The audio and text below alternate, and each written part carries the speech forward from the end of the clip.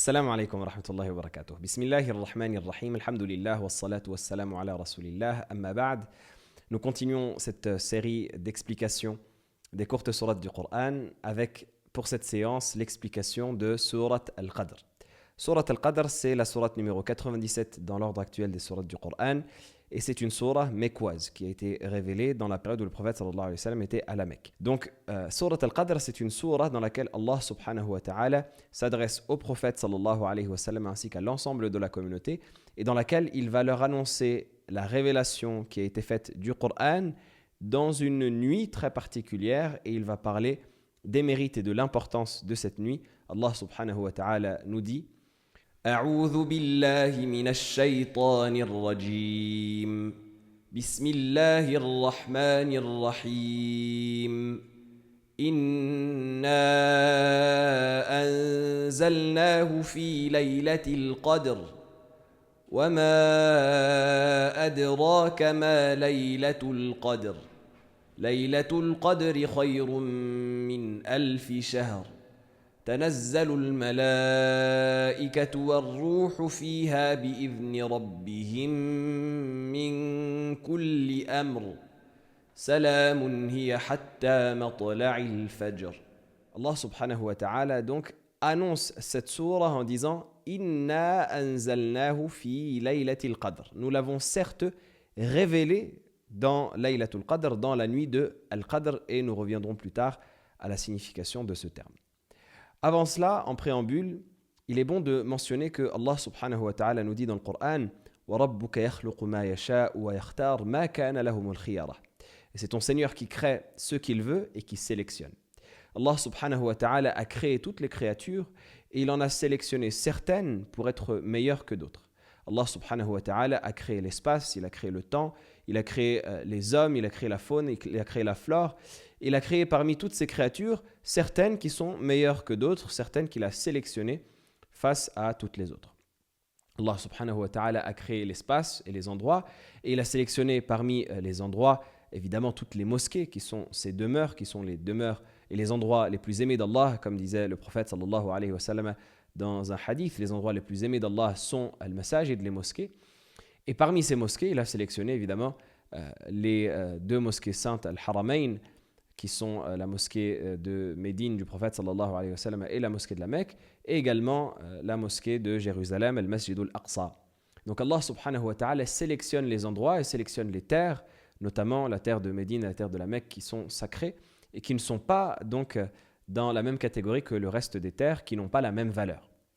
Également, Allah subhanahu wa ta'ala a créé les hommes et il a sélectionné parmi tous ces hommes des gens pour être meilleurs que les autres qui sont les prophètes. Il a sélectionné parmi les prophètes certains pour être meilleurs que d'autres qui sont ulul azmi min ar-rusul, ceux qui sont détenteurs du pacte avec Allah subhanahu wa ta'ala parmi les prophètes, qui sont 5 prophètes quand Allah subhanahu wa ta'ala le mentionne lorsqu'il dit وَإِذْ أَخَذْنَا مِنَ النَّبِيِّينَ مِيثَاقَهُمْ وَمِنْكَ وَمِنْ نُوحٍ وَإِبْرَاهِيمَ وَمُوسَى وَعِيسَى بْنِ مَرْيَمَ وَأَخَذْنَا مِنْهُمْ مِيثَاقًا غَلِيظًا. Lorsque nous avons pris le pacte et l'engagement de la part des prophètes et nous l'avons pris de toi, ô Muhammad sallallahu alayhi wa sallam, ainsi que de Nuh, donc du prophète Muhammad sallallahu alayhi wa sallam, de Nuh, de Ibrahim, de Moussa et de Isa ibn Maryam. Ceux-là sont ceux qu'on appelle ulul azmi min ar-rusul, qui sont les meilleurs parmi les prophètes, et le meilleur d'entre eux est notre prophète Muhammad sallallahu alayhi wa sallam, le meilleur homme qu'a connu l'humanité. Et également Allah subhanahu wa ta'ala a créé des périodes. Il a créé le temps et il a sélectionné parmi le temps certaines périodes pour être meilleures que d'autres. Allah subhanahu wa ta'ala a sélectionné les mois sacrés, comme il mentionne dans le verset où il dit Inna iddata shuhuri inda Allahi 12 shahran fi kitabillah yawma khalaqa as-samawati wal-ard minha arba'atun hurum. Certes, le compte des mois auprès d'Allah subhanahu wa ta'ala, le jour où il a créé les cieux et la terre, est de 12 mois établis dans le livre d'Allah. Parmi ces mois-là, il y en a 4 qui sont sacrés.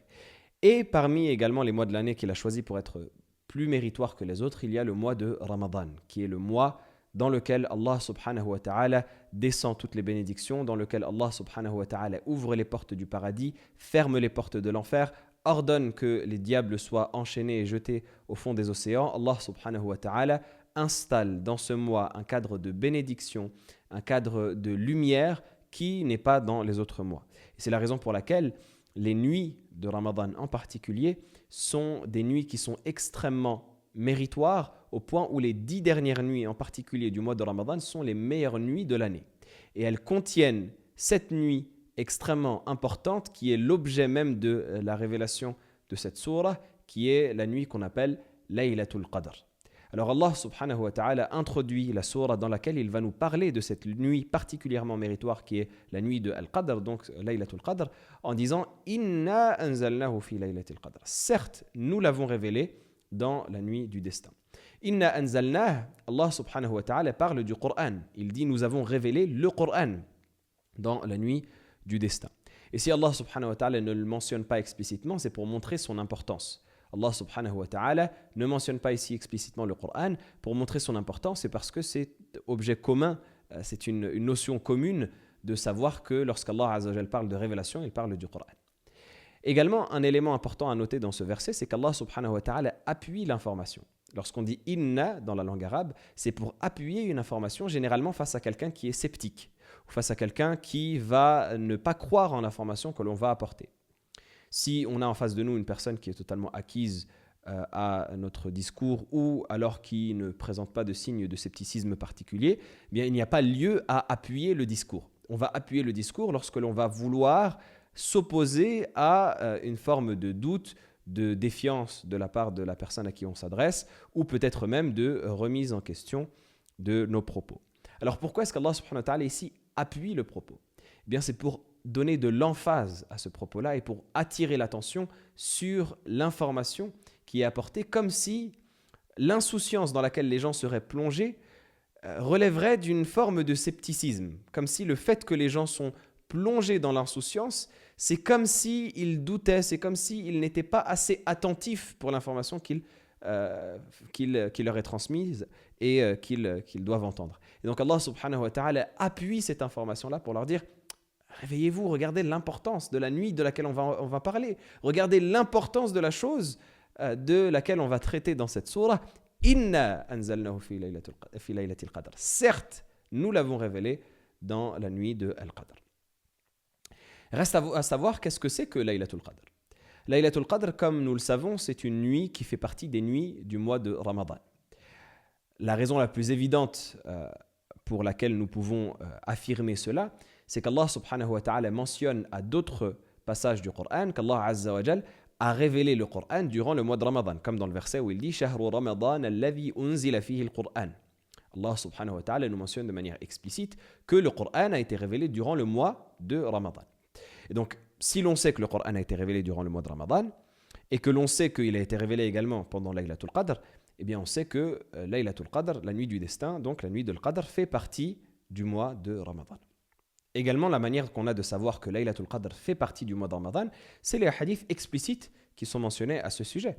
Le prophète sallallahu alayhi wa sallam nous dit dans plusieurs hadiths que Laylatul Qadr fait partie de Ramadan, que cette nuit de Al-Qadr fait partie de Ramadan.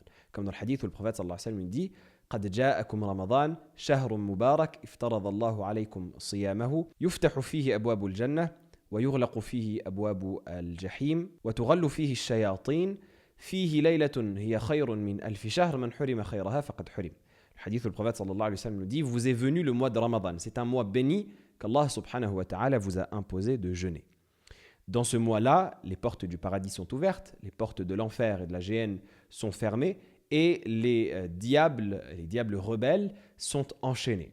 Ce mois contient une nuit qui est meilleure que 1000 mois, celui qui est privé de son bien est réellement le grand privé. Donc ici le prophète sallallahu alayhi wa sallam mentionne explicitement que Laylatul Qadr fait partie du mois de Ramadan, cette nuit qui est meilleure que 1000 mois, comme nous allons le voir bi'idhnillahi ta'ala dans la suite des versets. Également, à d'autres reprises, dans d'autres hadiths, le prophète sallallahu alayhi wa sallam nous en fait la mention explicite, comme dans le hadith où le prophète sallallahu alayhi wa sallam nous dit Man qama laylatul qadri imana wa ihtisaba ghufira lahu ma taqaddama min dhanbih. Celui qui prie la nuit de Al-Qadr par foi et en espérant la récompense d'Allah subhanahu wa ta'ala, il lui sera pardonné ce qui est passé comme péché, ce qu'il a commis par le passé comme péché. Et on sait que ce hadith s'inscrit dans une suite de hadiths qui mentionnent la même signification concernant le jeûne du mois de Ramadan et concernant les prières du mois de Ramadan de manière générale. Donc, on sait que Laylatul Qadr fait partie du mois de Ramadan, que c'est une des nuits du mois de Ramadan, et on sait qu'elle fait même partie des 10 dernières nuits du mois de Ramadan, comme c'est à nouveau mentionné de manière explicite dans plusieurs hadiths du prophète sallallahu alayhi wa sallam. Et ce qui nous empêche de les mentionner tous, c'est évidemment pour ne pas faire trop long. Mais il y a des hadiths du prophète sallallahu alayhi wa sallam dans lesquels il dit Iltamisuha fil ashr al-awakhir min Ramadan. Cherchez la nuit de l'Qadr dans les 10 dernières nuits du mois de Ramadan. Et dans une version, dans les nuits impaires du mois de Ramadan. Donc le prophète sallallahu alayhi wa sallam nous invite à chercher la nuit de Al-Qadr dans cette période en particulier, le mois de Ramadan de manière générale, et en particulier durant les 10 dernières nuits qui sont, rappelons-le, les meilleures nuits de l'année.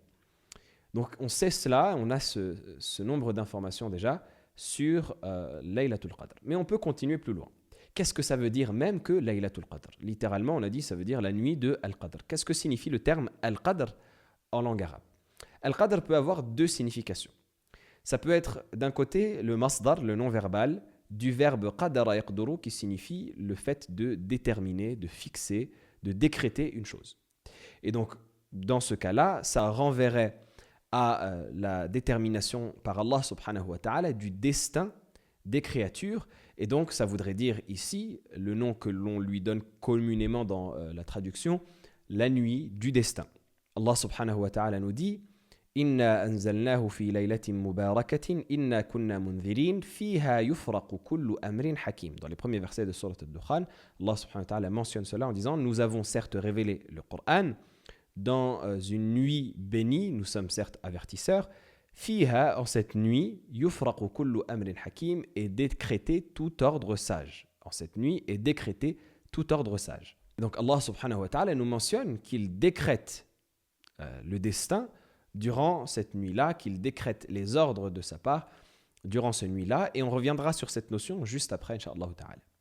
La deuxième signification qu'on peut tirer du terme qadr, c'est la définition qui est la suivante, c'est-à-dire la valeur.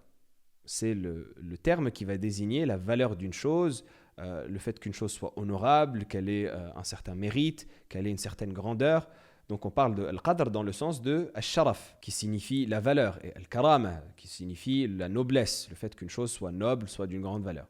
Et donc ici, Laylatul Qadr, ça voudrait dire la nuit de la grande valeur, dans le sens où, comme on va le voir dans la suite des versets, et comme on a pu l'entendre de la parole du prophète sallallahu alayhi wa sallam, cette nuit a une immense valeur, qui est tout simplement le fait qu'elle équivaut à 1000 mois d'adoration, comme on va le voir, incha'Allah ta'ala. Donc voilà les deux interprétations qu'on peut donner à cette nuit-là, qui peut donc soit être traduite par la nuit du destin, comme on a pu l'entendre, soit être traduite par la nuit de la grande valeur. Donc c'est cela, Laylatul Qadr. Inna anzalnahu fi Laylatil Qadr. Nous l'avons donc révélé le Coran dans Laylatul Qadr. Allah subhanahu wa ta'ala va répéter la question lorsqu'il va dire Wa ma adraka ma Laylatul Qadr. Et qui te dira ce qu'est Laylatul Qadr? Wama adraka, c'est une formule qui est connue chez les Arabes pour attirer l'attention sur une chose qui est extrêmement importante. C'est-à-dire qui te dira, qui pourra te dire, qui pourra t'informer de la valeur immense que représente Laylatul Qadr. Et donc cette formule chez les Arabes vient nous montrer l'importance de la chose qui va être mentionnée. Et ici, Allah subhanahu wa ta'ala l'emploie pour montrer l'importance de Laylatul Qadr, tout d'abord dans un premier temps, mais également pour montrer que Laylatul Qadr, c'est une nuit qui est mystérieuse. C'est une nuit qui est cachée. C'est une nuit qui n'est pas déterminée. Donc Allah subhanahu wa ta'ala ne cite pas et ne précise pas quelle est la nuit de Laylatul Qadr.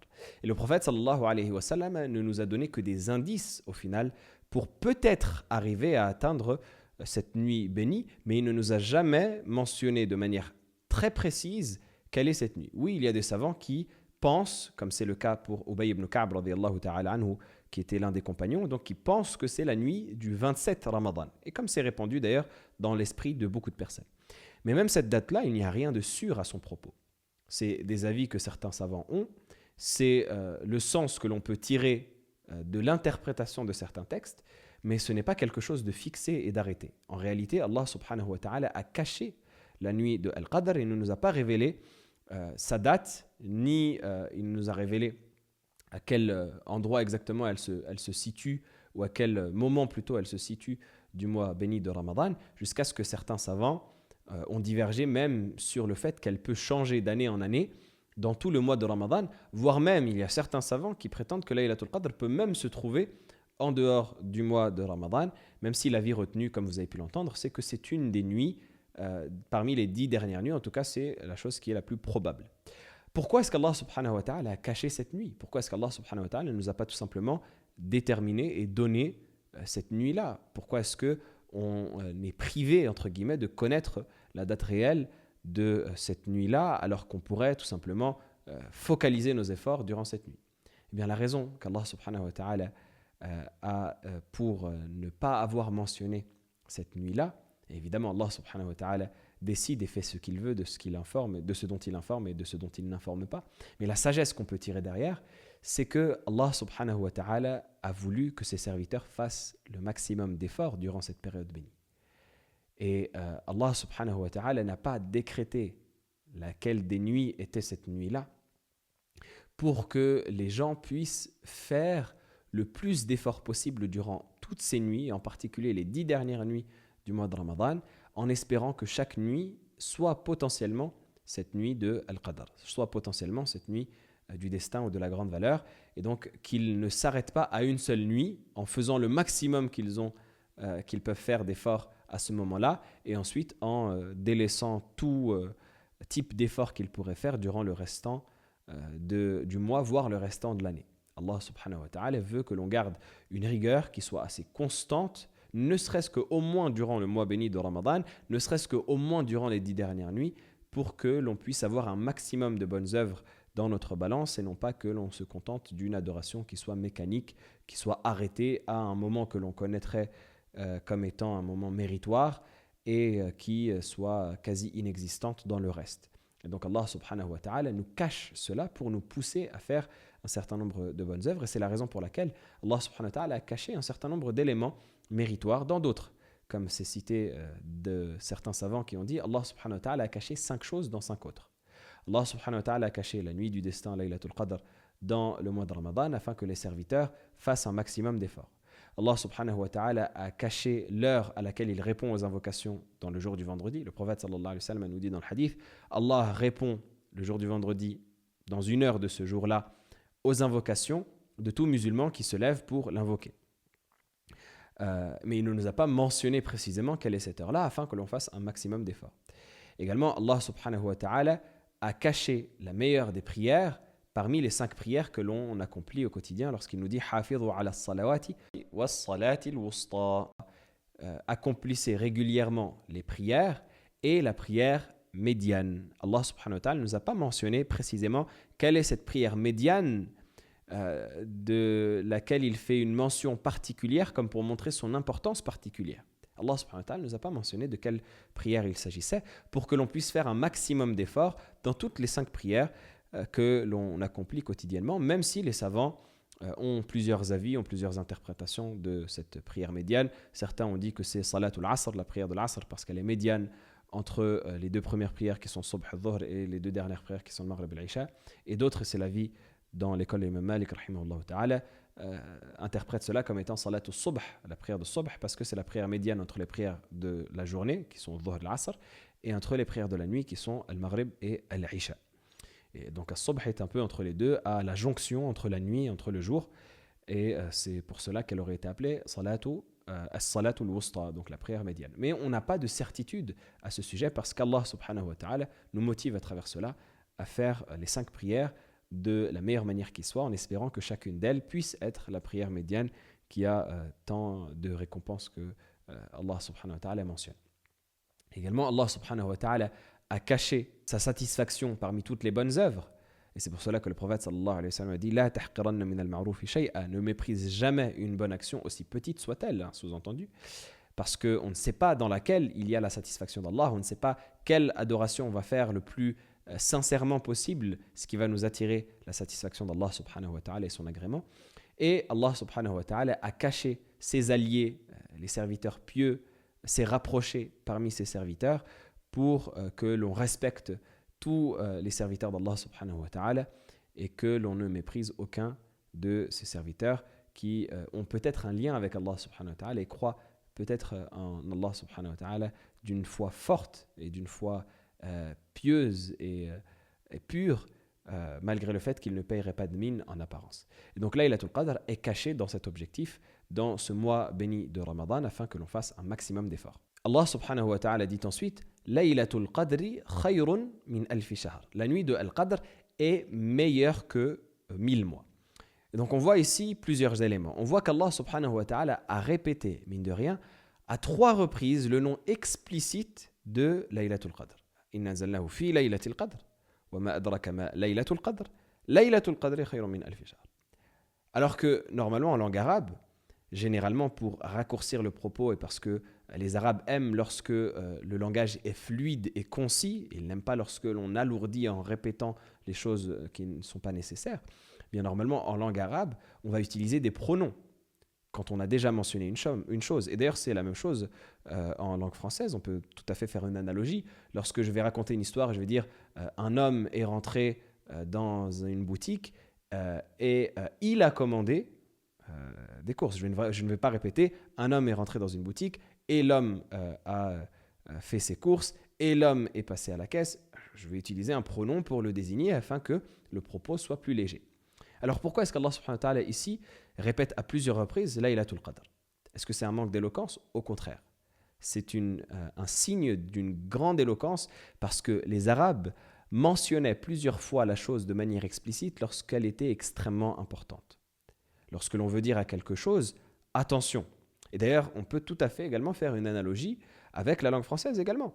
Si je suis dans un discours où je vais recommander aux gens de bien se comporter envers leurs parents, bien ce que je vais dire, c'est fais attention à tes parents. Sois bon envers tes parents. Tes parents, ce sont la prunelle de tes yeux.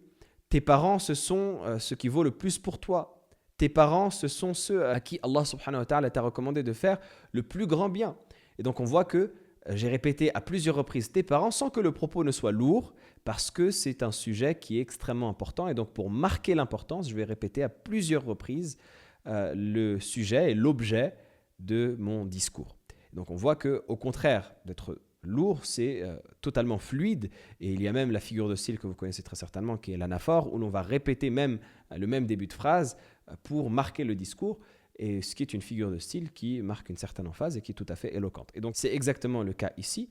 Et d'ailleurs, c'était une chose qui était faite par les grands orateurs parmi les Arabes et à leur tête les poètes lorsqu'ils voulaient montrer l'importance d'une chose qu'ils aimaient particulièrement.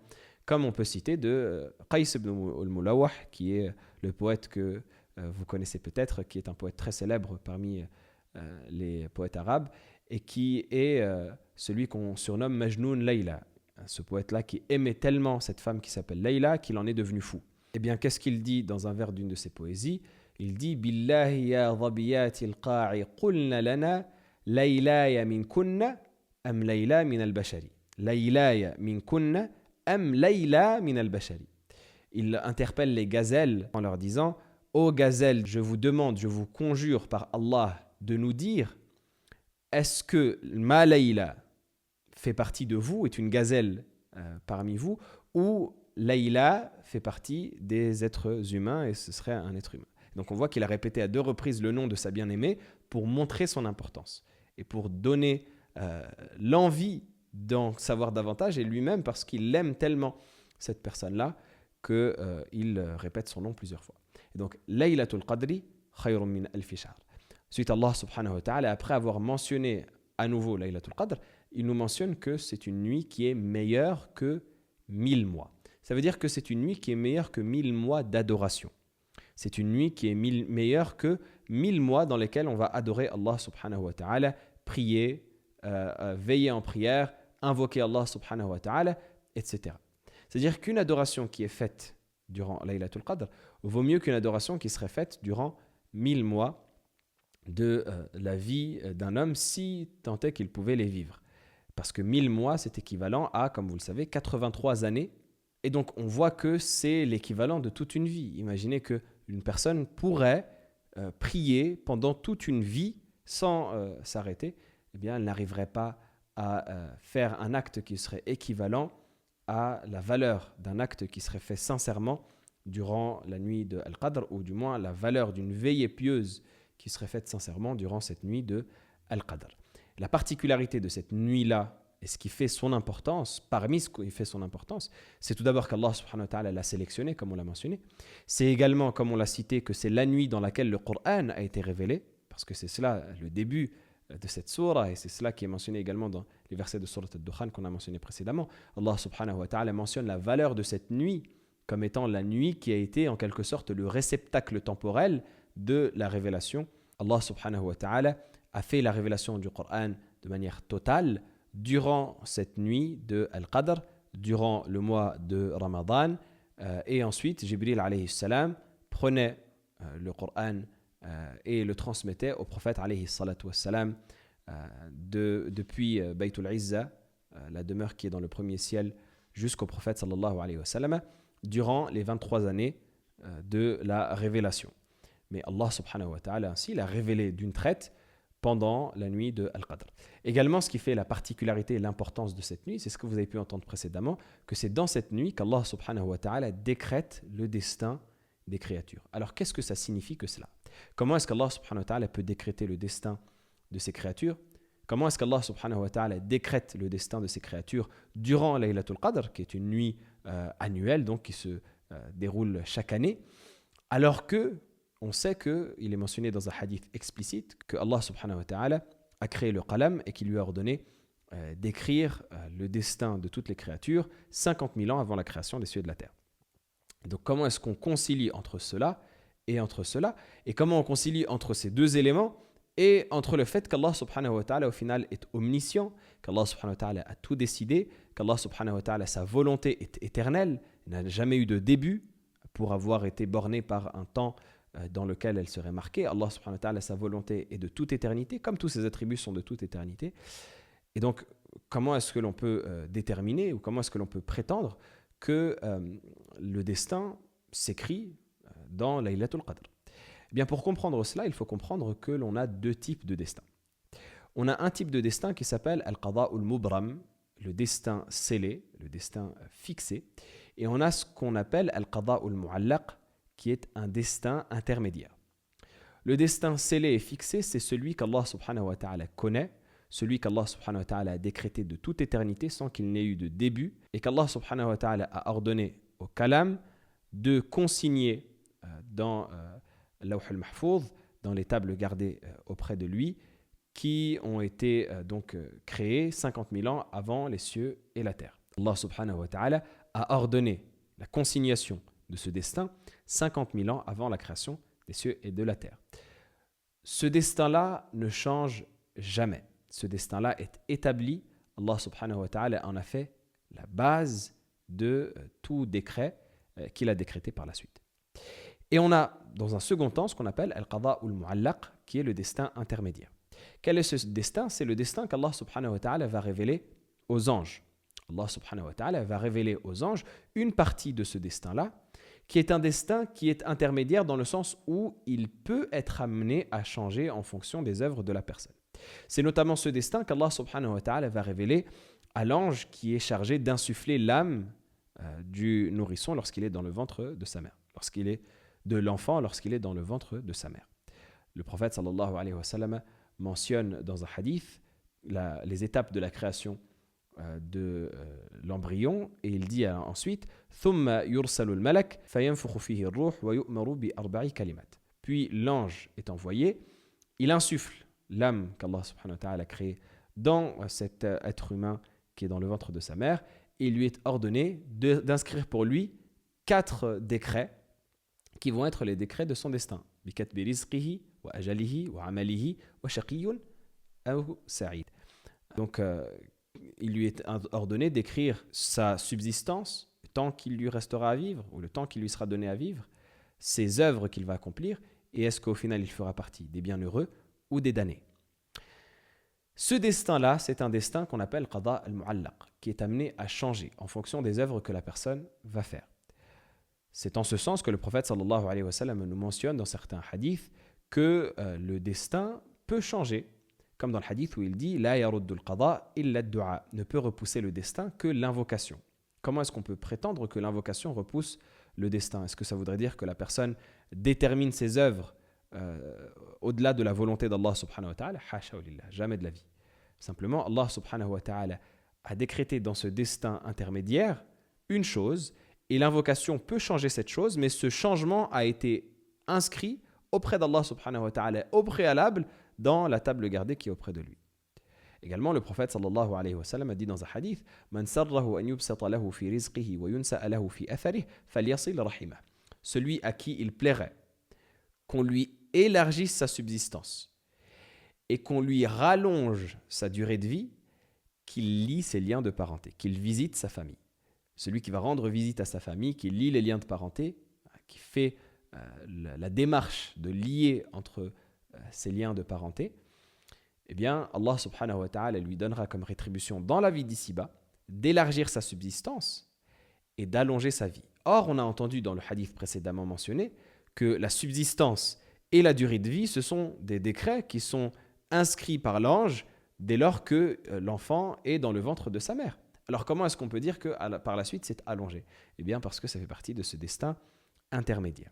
Également, dans d'autres hadiths, le prophète sallallahu alayhi wa sallam nous mentionne même que l'on peut être privé d'une chose qui nous avait été destinée à cause d'un péché qu'on aurait commis. Le prophète sallallahu alayhi wa sallam dit « Inna al-abda la yuhramu rizq bi dhanbi yusibuh » Il peut arriver qu'une personne soit privée d'une part de sa subsistance à cause d'un péché qu'elle aurait commis. Donc tout cela, ça nous prouve quoi ? Ça nous prouve que le destin intermédiaire peut changer. Et Allah subhanahu wa ta'ala nous mentionne tout cela dans un verset où il dit « Yamhu Allahu ma yasha wa yuthbit wa indahu ummul kitab » Ce verset-là, selon un certain nombre de savants, c'est un verset qui concerne le destin. Allah subhanahu wa ta'ala dit « Yamhu Allahu ma yasha » Allah efface ce qu'il veut. « Wa yuthbit » et il confirme ce qu'il veut. Dans quoi ? Dans ce destin intermédiaire, qui n'est pas le destin auprès d'Allah subhanahu wa ta'ala. Allah azza wa jal efface ce qu'il veut de ce destin intermédiaire et il confirme ce qu'il veut de ce qui avait été décrété dans ce destin intermédiaire. Et qu'est-ce qu'Allah azza wa jal nous dit à la fin du verset ? Wa indahu ummul kitab. Et c'est auprès de lui que se trouve la mère du livre, c'est-à-dire le destin mère qui est inscrit auprès de lui subhanahu wa ta'ala, comme on le sait, comme on l'a détaillé juste avant. Et donc tout cela, ça nous amène à la conclusion qui est que, on comprend bien maintenant à la lumière de tout cela, que lorsqu'Allah subhanahu wa ta'ala nous parle de Laylatul Qadr, il nous parle de ce destin-là qui va être intermédiaire et qui va être comme actualisé chaque année en fonction des différentes œuvres des serviteurs, comme ça a été mentionné dans l'exégèse de ce verset, que Allah subhanahu wa ta'ala décrète chaque année à Laylatul Qadr le destin donc intermédiaire, on y revient, pour l'année suivante. Et donc c'est pour cela que Laylatul Qadr a été nommée ainsi, et donc c'est en cette nuit toute particulière, en cette nuit hautement bénie, que Allah subhanahu wa ta'ala établit ce destin. Et donc c'est particulièrement à ce moment-là qu'il faut faire un maximum d'œuvres et demander et invoquer et prier pour qu'Allah subhanahu wa ta'ala accepte de nous, pour qu'Allah subhanahu wa ta'ala nous inscrive des œuvres qui seraient meilleures que les œuvres qu'on aurait pu accomplir pendant 1000 mois, pour qu'Allah subhanahu wa ta'ala nous permette de profiter de la bénédiction du Coran qui a été révélé dans cette période-là, et pour qu'Allah subhanahu wa ta'ala nous inscrive ces bonnes œuvres-là qui vont influer sur notre destin de manière positive et donc nous permettre de nous rapprocher davantage de lui et nous permettre de nous préserver des mauvaises choses qui pourraient nous séparer de lui. Laylatul Qadri khayrun min alfi shahr. Et donc on pourrait se poser la question de pourquoi est-ce qu'Allah subhanahu wa ta'ala nous donne une nuit qui est meilleure que 1000 mois ? Pourquoi est-ce qu'Allah subhanahu wa ta'ala nous donne une nuit qui a une valeur qui est plus importante que les adorations qu'on pourrait faire pendant 1000 mois. Quelqu'un pourrait dire, mais c'est facile. Je prie durant cette nuit-là chaque année, et chaque année, j'aurai la récompense de 1000 mois. Eh bien, en vérité, tout cela, c'est une miséricorde de la part d'Allah subhanahu wa ta'ala. Il est rapporté dans le Muwatta de l'imam Malik, rahimahullah ta'ala, que la raison de cela, c'est que le prophète, alayhi salatu wassalam, il lui a été donné de voir l'espérance de vie de sa communauté. Et il a vu que l'espérance de vie de sa communauté ne cessait de décroître et était négligeable par rapport à l'espérance de vie de ceux qui étaient avant nous. Et donc lorsqu'il a observé cela, il a su que les actes de sa communauté ne pourraient pas par définition arriver à atteindre le niveau des actes de ceux qui ont une meilleure espérance de vie que cette communauté-là et à qui il a été donné de vivre plus longtemps. Parce que c'est mathématique, si ceux-là ont pu vivre plus longtemps, eh bien ils ont pu œuvrer plus. Et donc face à des gens qui ont œuvré moins longtemps et qui n'auront pas la même quantité d'œuvres accomplies, eh bien ils seront défavorisés. Et donc Allah subhanahu wa ta'ala a ainsi donné pour combler ce manque au prophète alayhi salatu wassalam, cette nuit qui vaut plus que 1000 mois pour que ça équilibre la balance pour ceux qui sauront en profiter évidemment. Et ensuite Allah subhanahu wa ta'ala va mentionner d'autres éléments qui font la particularité de cette nuit et qui montrent qu'en cette nuit il y a des événements et des éléments qui se passent qui ne sont pas communs, qui ne sont pas comme les autres. Allah subhanahu wa ta'ala dit تنزل الملائكة والروح فيها بإذن ربهم من كل أمر. C'est en cette nuit-là que les anges et que l'esprit, ar-ruh, descendent par l'autorisation et par l'invitation de leur Seigneur. Donc Allah subhanahu wa ta'ala ici mentionne un nouveau mérite de cette nuit qui est le fait que les anges descendent dans cette nuit et à leur tête l'archange Jibril alayhi salam, le meilleur de tous les anges, qui descend sur terre pour rencontrer les serviteurs croyants. Et donc Allah subhanahu wa ta'ala nous mentionne cela pour montrer la valeur de cette nuit.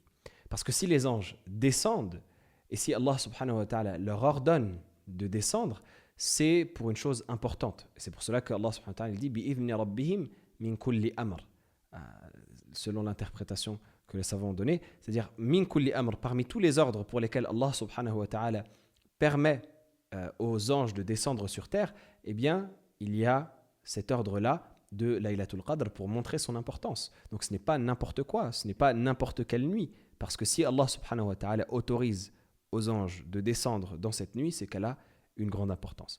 Et pourquoi est-ce que les anges descendent à ce moment-là ? C'est au vu de la bénédiction des actes des serviteurs qui méritent ainsi qu'Allah subhanahu wa ta'ala les fasse rencontrer les anges au vu des œuvres bénies et méritoires qu'ils auront accomplies. Et donc Allah subhanahu wa ta'ala finit la sourate en disant Salamun hiya hatta matla'il fajr. Cette nuit est salam jusqu'au lever du fajr. Qu'est-ce que signifie salam, qui est ce mot avec lequel Allah subhanahu wa ta'ala introduit le verset ? Ça signifie ce qu'on pourrait traduire par paix, sérénité, salut, protection. As-salam, c'est un nom qui englobe la préservation de tout mal. Et donc ainsi qui englobe tout bien, parce que celui qui est préservé du mal est amené au bien. Et donc Allah subhanahu wa ta'ala l'emploie ici pour dire que cette nuit-là, c'est une nuit dans laquelle va régner la paix, la bénédiction, la sérénité et va descendre tout le bien duquel la personne pourrait profiter et en lequel la personne pourrait espérer. Donc le pardon d'Allah subhanahu wa ta'ala, la miséricorde, le fait de voir ses péchés absous et pardonnés, le fait d'être préservé de tout mal dans cette vie comme dans l'autre, ce sont tant de choses qui s'obtiennent durant cette nuit-là et qu'Allah subhanahu wa ta'ala descend pour ses serviteurs durant cette nuit-là, qui est appelée salam, comme si cette nuit-là, elle résumait le salam. Parce que Allah subhanahu wa ta'ala ici, il dit salamun hiya hatta matla'il fajr. Il introduit ce verset en disant salam. Cette nuit-là, elle sera paix, elle sera sérénité, elle sera salut, elle sera protection, elle sera ce salam. C'est comme si la nuit, elle est tellement importante, la nuit c'est un moment, mais elle est tellement importante qu'elle se résume à ce salam. Elle est uniquement salam. Elle est essentiellement salam. Elle est profondément salam. Et donc tous les actes que les serviteurs vont faire vont les amener à ce salam ultime qu'ils vont chercher à travers leurs actes d'adoration pour se rapprocher d'Allah subhanahu wa ta'ala et ainsi obtenir sa protection. Salamun hiya. Et donc c'est une phrase qu'Allah subhanahu wa ta'ala a introduit pour décrire cette nuit, comme s'il voulait répondre à une interrogation qui pourrait passer par l'esprit des personnes qui écouteraient le verset précédent. Allah azza wa jalla dit Tanazzalul malaikatu war-ruhu fiha bi'idhni rabbihim min kulli amr. Les anges ainsi que l'esprit Jibril alayhi salam descendent dans cette nuit par permission de leur Seigneur parmi tous les ordres qu'il stipulerait pour qu'ils descendent sur terre. Donc une personne pourrait se poser la question, mais qu'est-ce qu'on obtient dans cette nuit-là dans laquelle descendent les anges ? Ces anges-là, lorsqu'ils descendent, qu'est-ce qu'ils amènent avec eux ? Eh bien, le fait qu'ils descendent, ça participe au fait que cette nuit-là soit salam, soit cette nuit de paix, soit cette nuit de sérénité, soit cette nuit de pardon qu'Allah subhanahu wa ta'ala accorde, hatta matla'il fajr, jusqu'au lever du fajr, jusqu'au lever de l'aube. Ici, Allah subhanahu wa ta'ala nous donne la limite de cette nuit. Pourquoi ? Pour deux raisons. La première raison, c'est pour nous montrer que la miséricorde d'Allah subhanahu wa ta'ala va s'étendre sur toute la nuit et non pas une partie de la nuit. Donc ce n'est pas à nouveau une heure qui serait cachée durant une nuit, qui serait cachée durant un mois. Non, là c'est toute la nuit. Durant toutes les parties de la nuit, dès le coucher du soleil jusqu'au lever du soleil, Allah subhanahu wa ta'ala descend cette sérénité, descend cette paix, descend ce pardon, descend cette miséricorde, descend ces bénédictions, descend cette récompense, cette rétribution. Les anges descendent à leur tête Jibril alayhi salam et toute la terre se voit embaumée par ce beau parfum qui est celui de Laylatul Qadr. Et donc Allah subhanahu wa ta'ala a fait de cette nuit bénie toute une nuit et non pas une partie de cette nuit. C'est la première raison pour laquelle Allah subhanahu wa ta'ala mentionne la limite de cette nuit-là. La deuxième raison pour laquelle il mentionne cette limite, c'est pour montrer que c'est une nuit qui est limitée. C'est une nuit qui ne durera pas plus que le lever de l'aube. Et donc c'est une nuit de laquelle on doit urgemment profiter, de laquelle on doit rapidement tirer profit. On ne peut pas se permettre de perdre une minute durant cette nuit-là, parce que c'est une nuit qui est limitée. Et dès le lever de l'aube, c'est fini. Hatta, ça indique la fin d'une période, la fin d'un temps, ce qu'on appelle al-raya. Et donc ça indique là où se fixe la limite. La limite de cette nuit, elle est jusqu'à l'aube. Faites en sorte d'en profiter.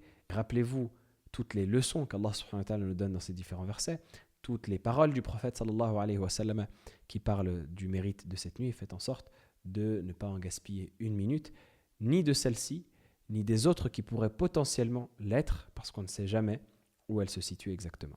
Et donc si on résume tout ce qu'on a vu durant cet épisode, on a vu que Allah subhanahu wa ta'ala a commencé à parler de cette sourate en l'appuyant avec la certitude « Inna anzalnahu fi laylatil qadr » pour montrer son importance, tout en disant « Nous l'avons révélé » pour montrer l'importance du Coran de par le fait que c'est Allah qui le révèle, de par le fait que le Coran a une immense importance, qui va donner l'importance à Laylatul Qadr, à cette nuit de Al-Qadr. On a vu que Al-Qadr pouvait dire à la fois le destin, parce que c'est en cette nuit-là que se décrète le destin de l'année suivante, mais également la grande valeur qui est appuyée à nouveau par le fait qu'Allah subhanahu wa ta'ala dit « Wa ma adraka ma Laylatul Qadr » et qui te dira ce qu'est Laylatul Qadr. On a vu également qu'Allah subhanahu wa ta'ala répète à plusieurs reprises de manière explicite le terme Laylatul Qadr pour montrer son importance et sa valeur également. Laylatul Qadr khayrun min alfi shahr, on a vu que cette nuit est déterminée comme étant meilleure que 1000 mois par Allah subhanahu wa ta'ala. Et enfin, on a vu que Allah subhanahu wa ta'ala nous a mentionné un certain nombre de bénédictions qui se déroulent durant cette nuit, notamment le fait que les anges descendent à leur tête Jibril alayhi salam, que cette nuit est salam et paix, sérénité et bénédiction. Et Allah subhanahu wa ta'ala termine la sourate en nous indiquant la fin de cette nuit-là. Et donc, c'est une manière éloquente de finir la sourate en parlant de la fin de la nuit. Allah subhanahu wa ta'ala nous mentionne que cette nuit-là s'étend jusqu'à l'aube. Donc, à la fois, elle couvre toute la nuit, mais également, ça reste un temps limité duquel il faut profiter et dans lequel il faut faire un maximum d'efforts. هذا والله أعلم جزاكم الله خيرا. Je vous donne rendez-vous au prochain épisode, Inch'Allah ta'ala. D'ici là, portez-vous bien. Wassalamu alaikum wa rahmatullahi wa barakatuh.